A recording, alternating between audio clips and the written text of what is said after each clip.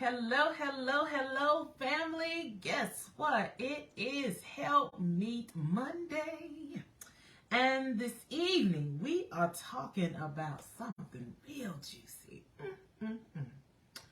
If he loved me, he wouldn't hurt me, right? Oh, okay. Let's talk about it, sis. Let's talk about it. Now, you already know how we do. Do not be stingy. Share this with your networks. Let somebody else come on. Whether you are single, married, divorced, in a is difficult situation, this will be a blessing to you. So go on ahead. I'll wait for you. I'll wait. Go on ahead and hit that button. Hit that button, boo. All right. Now, as you come in, let me know where you are watching this broadcast from. I am going to take a moment and share this.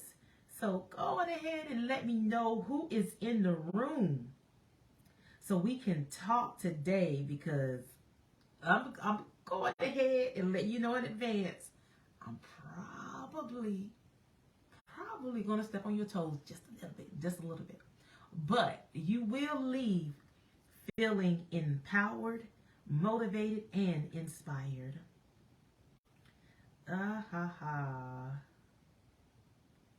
All right, got that shared out. So thank you so much for waiting. So the topic for tonight, hey Tiffany, good to see you. Thanks for being here. The topic for the night is, this Help Me Monday. If he loved me, he wouldn't hurt me, right? Because how many times have you said that, or someone you've known has said that? So all I've come to do this evening is to just broaden your horizon and give you a different perspective. One that's not selfish. Oh, hey, Hunts Vegas in the house. It is. So often when we're thinking about other people's actions, we do it from a selfish standpoint, and we make ourselves the center. So tonight, I want to give you an opportunity and help you to look at a situation from a different vantage point and not from your own. Because guess what? Everything is not about you. If you don't get anything else I say tonight, get that, okay? Everything is not about you. And so people's actions at times can have absolutely nothing, or as they say in the country, jack diddly squat, will have jack diddly squat to do with you. And so you have to be able to set yourself to the side, set your emotions to the side, and look at what somebody is doing and hearing your heart, and allow God to speak to you and show you why a person is doing something.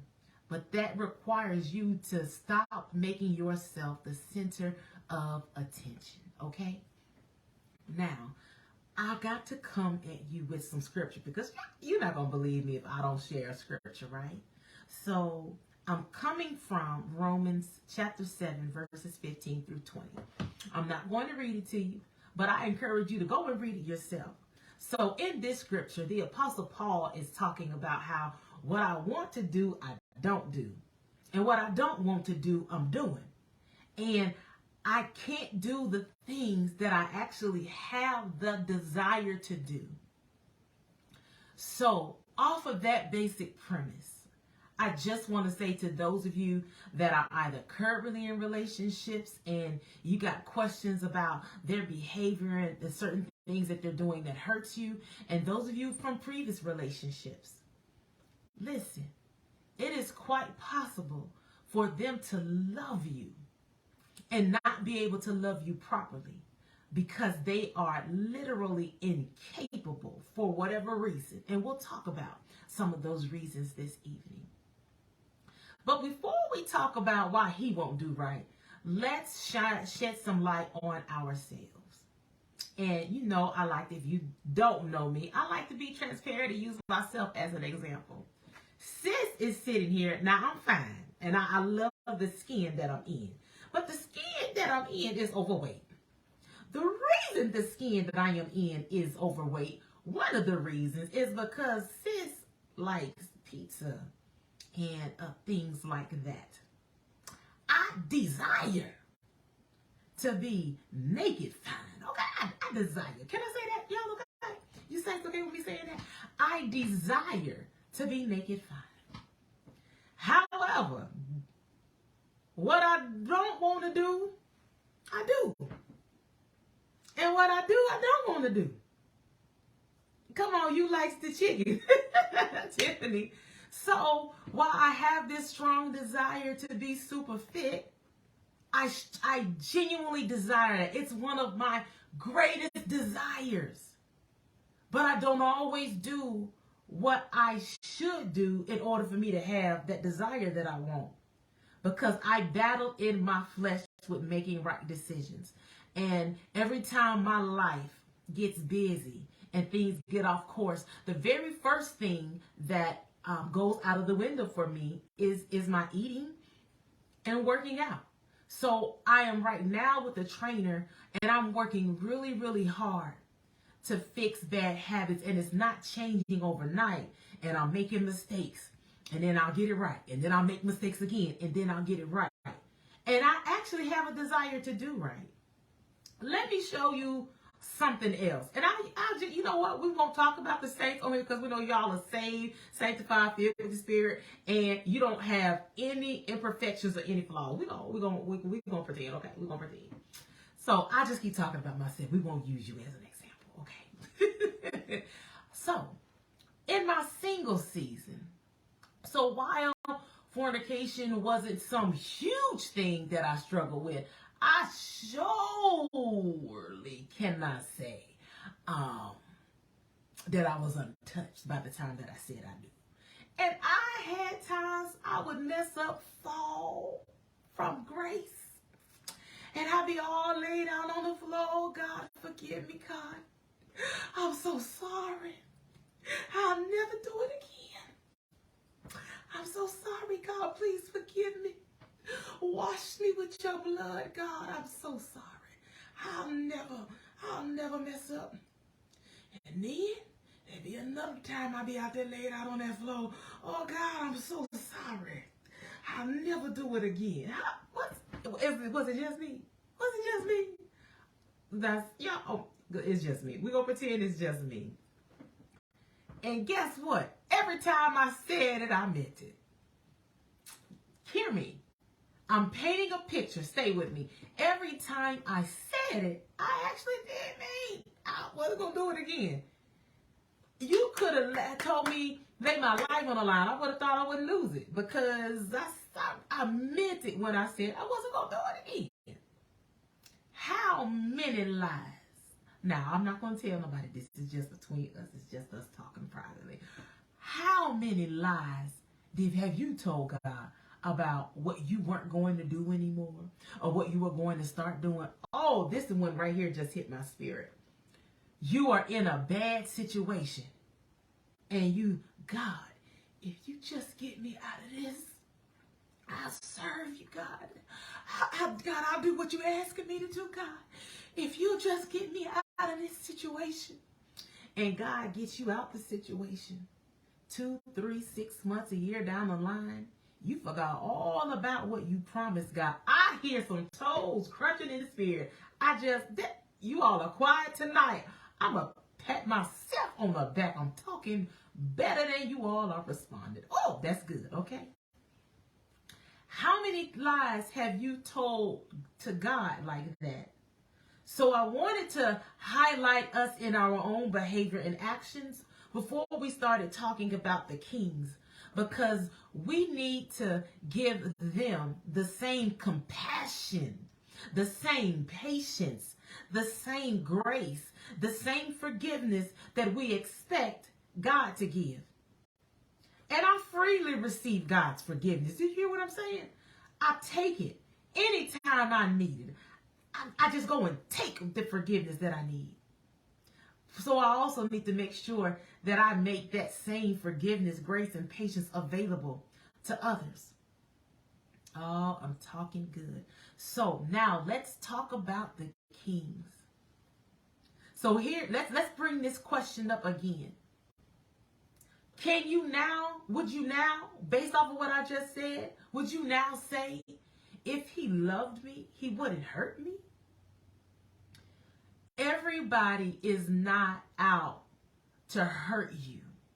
Most people are not waking up in the morning going, how can I make Tiffany's day terrible? Your husband not laying in a bed at night trying to think about what he can do to upset you and make you mad. He not in his phone taking notes, plotting what to do to you. He's not. But when we get hurt, and especially when we get hurt over and over and over again, we start to feel like it's intentional. But when you were lying to God about what you weren't going to do and what you're going to start doing, you weren't doing it intentionally, but you did it over and over and over again. I know I got some areas where I'm like, Lord, I'm glad it's not a human, because anybody else would be tired of me by now. Come on. Who am I talking to this evening? This is good. I'm blessing my own self.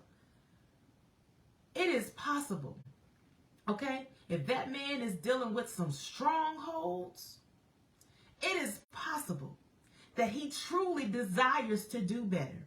It is possible that he truly desires to not do things that hurt you, but he is struggling. Thank you, Tiffany. Thank you so much.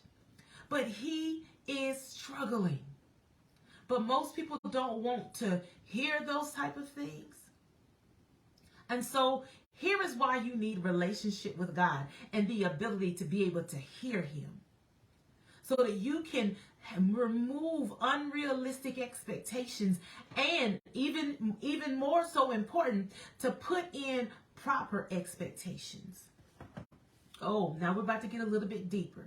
If your king is dealing with pornography addictions, alcohol addictions, other type of sexual perversions, his strong will alone isn't going to get him as far as some deliverance.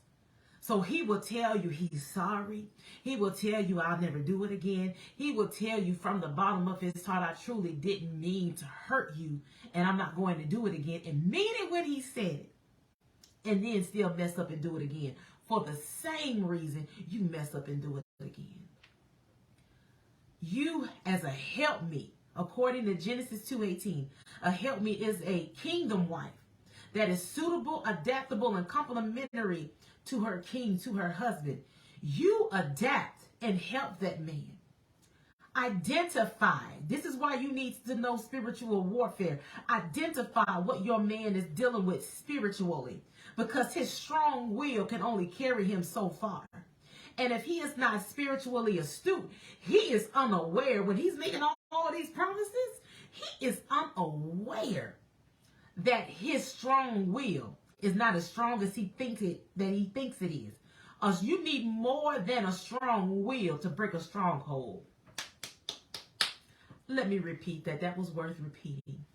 You need more than a strong will to break a stronghold. What is a stronghold? A stronghold is anything that you make as a refuge that you run to. And so people do run to pornography. They run to alcohol and drugs and different things. And there's all other kind of things. Some people make their job, their career, a stronghold. And it's where they find their security. Whatever you have made a stronghold can keep you bound. And it'll have you in a place where you desire to make change, but you're unable to because of the strongholds on your life. And a strong will to do better just won't get you where you need to be.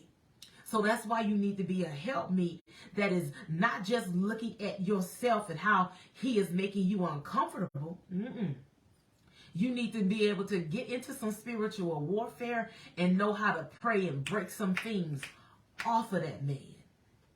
But you can't if your perspective is selfish and in one way where you're just thinking about yourself all the time. You can't. You got to be able to remove yourself from the situation. Remove how you are personally feeling and look at this person as a child of God and who they are, and think, why are they doing this? And when you find yourself able to do that, you'll actually realize that more than half of the time, what they're doing actually isn't even about you. It affects you, but it actually is not even about you. And this goes beyond romantic relationships. What about the crazy, irritating people at your office that you would like to drop kick at times? They are not laying in the bed at night thinking about what they can do to come and work your nerves the next day. What are they dealing with? What are their strongholds? What is their background like? People usually are a result, a product of their environment. And so stop making it about yourself and think about why a person is doing what they are doing. And so we want to go back to the original question. If he loved me, he wouldn't hurt me, right? No, not necessarily, sis. No, we can't say that, because that man may have some strongholds that he is dealing with that make it hard for him to keep his promises and do what he has said. That's real right there. Man, listen, I pray that this evening has blessed you. If it has, you know how we do here. Do not be stingy. Share this with your networks. You never know who this will bless, okay? And a couple of a couple pieces of interesting information. My latest book is coming out, and I am interested in you taking a look at it, letting me know how you like it. Pre-sales just ended. It does come out this month in October. It is called The Intentional Helpmeet. So I'm super excited about that. And also, Helpmeet Prep Academy, my mentoring program, is open for enrollment. I am training women all across the globe to be helpmeets. Anybody can be a wife. That just takes a piece of paper. But it takes a kingdom woman to be a helpmeet. And according to Genesis 2:18, and we're not only just preparing women for marriage, but also launching you out into your purpose and your destiny, teaching you about spiritual warfare. It is a holistic program. All right, so that is all I have for you for this Help Me Monday. I love you. Thank you for joining me, and I will talk to you all next Monday. Bye.